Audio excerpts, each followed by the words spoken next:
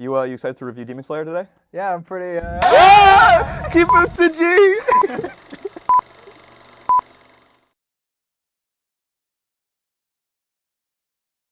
Hey guys, my name is Thomas. My name's Ian, and today we're reviewing Demon Slayer Infinity Castle. So Infinity Castle is the first of 3 movies that highlights the end of Demon Slayer, which shows Tanjiro Kamado as his sister was turned into a demon by the progenitor of all demons, Muzan Kibutsuji. He's on a quest to kill him and all demons therefore. And so this movie, all the Hashira from the show, they are thrown into the Infinity Castle, which is the stronghold of all the demons. So the Hashira, Tanjiro, and all of his allies, they are on a one-night quest to kill all the demons. And Ian, this movie starts out with a bang. It really does start off with a bang. I mean, it leaves off right where the anime cut off, which was great for me because I just finished watching the last episode right before I hopped in the car to go to the theater. And I mean, you're hooked. You're hooked from the instant that it starts. I mean, finally having the Demon Slayers inside the Infinity Castle is just so exciting, and you get thrown straight into the action with Shinobu finding Upper Two down at the bottom. And you know, I mean, you read the manga before we had seen the movie, so you knew everything that was going to happen. But as someone who hadn't known, that was an absolutely shocking scene where... Yeah, spoiler alert, if you haven't caught up on Demon Slayer, definitely click off of it by now. But yeah, I mean, you told me after we watched the movie, Shinobu's death was a absolutely shocking moment for you because you were like, oh, it's against Doma, Upper Two, who killed her older sister prior, so of course she's going to have a revenge moment. But no, that just didn't work out for her. No. That was a complete subversion of like the shonen tropes, which I really enjoyed.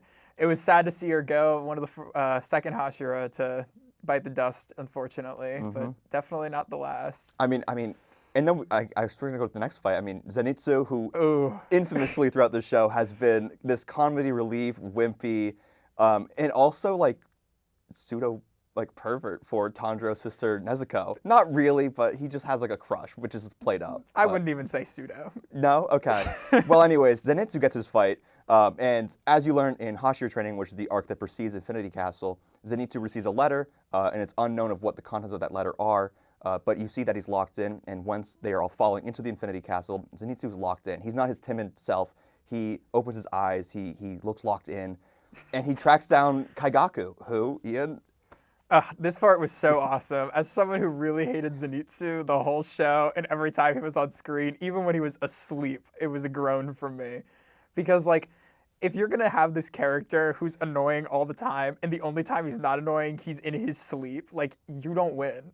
You don't get away with that for me. But in this movie, he was awake, and he had an amazing fight against his brother who had been turned into a demon, which was very, very high stakes, very emotional for him, and his poor grandfather who... Do you want to just clarify? It's not his brother by blood. It's like his brother by training and his grandfather by training. But same kind of bonds. I didn't know that. Well, the more you learn. I mean, you're not even caught up. So I mean, you're learning more. So as how would come. I know? But I just think that fight was amazing because Zenitsu finally gets a cool moment, especially when he's awake. He creates his own form of thunder breathing. For those who don't know, Zenitsu, he can only use the first form of all 6 forms of thunder breathing, which, you know, goes hand in hand with his wimpy, timid, you know, useless kind of state. But the fact that he can create his own form to defeat an upper rank demon, which is among the most powerful in the entire series, it just goes to show that even like wimpy characters can have a cool moment. I just want to say, especially this moment that made it extra awesome for me, was the soundtrack. Oh, the soundtrack in this movie is so incredible. To the point where, like, it's not like anything else in the entire show. The show has a great soundtrack, but I don't think it holds a candle to some of these tracks that are in this movie. Like, for Zenitsu specifically, there was a sweet little, like, electric guitar sounding thing with, like, a little bit of a synth going on, but they had these sweet guitar licks the entire time. And especially when we get to the main fight of this movie, which is Giyu Tomioka and Tanjiro Kamado versus Upper 3 Akaza. Do you want to provide a little bit of like background for this fight and what stakes are for Tanjiro especially? So in the second arc, for those who don't know, one of the Hashira, the Flame Hashira, what's his name? Rengoku. What's his first name? Kyojuro. Kyojuro Rengoku.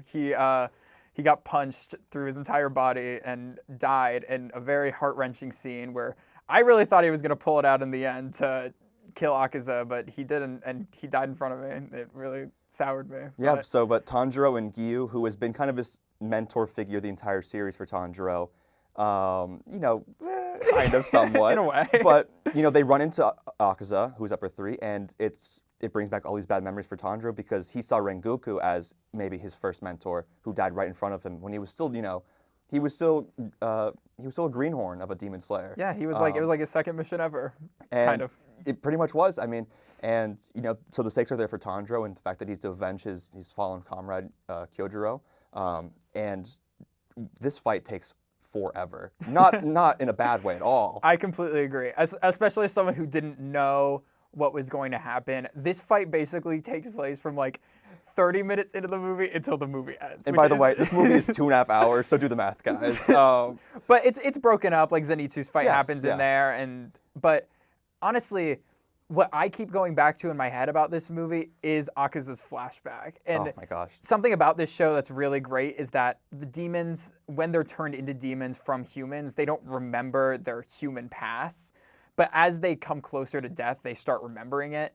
And Akaza had this like beautiful story about how he was basically like a street urchin who was like, and his dad died of some illness, and he just was like on a super bad path, and he was able to fix himself, and he started running this dojo and helping this other girl who had an illness, and he was walking the straight and narrow, but they got poisoned by a rival dojo, and that just hit me. Like, I don't know, it was just so great. And then Muzan Kibutsuji, he approaches Akaza after he kills all these dojo members, and at least I interpreted this when Muzan turns him into a demon by punching him through the head. So as a human, you should be dead. Like, no, Akaza somehow was able to say it doesn't matter to me. It's like you do whatever.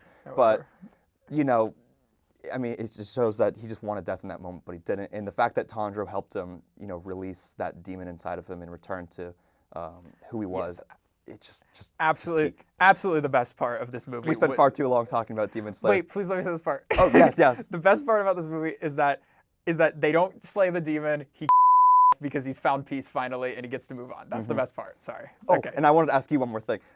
Because you haven't read the manga, you don't know what's coming up next. Can I just get like 2-3 quick predictions for the next movie? In the next movie, here is what's going to happen. The Wind Hashira is going to team up with his little brother, and his little brother is going to die. This is going to happen. He's going to hold him in his arms. He's going to be like, no. There's going to be 2 Hashira that die.